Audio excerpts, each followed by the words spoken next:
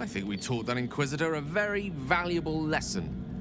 Won't be ambushing anyone else in a hurry, or doing anything else, for that matter. I was wondering about that mighty lord you told me about in your story. Ah, yes. Karsus. Karsus was perhaps the most powerful wizard that ever lived. The child who would be a god, the elves called him. And he tried. With a spell of his own devising, he endeavored to usurp in one fell swoop the power of the goddess of magic. Mystril, she was called then. Imagine what it must have felt like to be a god, to know yourself to be untouchable, to be mistaken.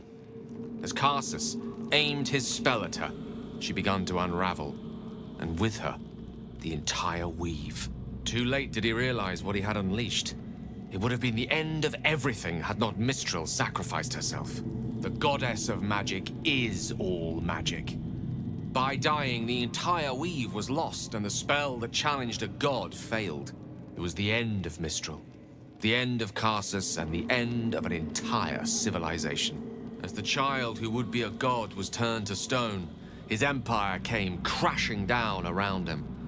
The floating cities of Netheril were no more, an event that came to be known as Karsus's folly. So at that moment in time, all magic was gone? For a spell, Mystril was reborn as Mystra. Upon her return, the weave returned with her.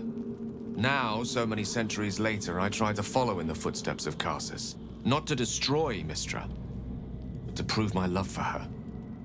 I tried to control only a fraction of the magic that was unleashed that fateful day. I merely sought to return one tiny diamond to an imperfect crown.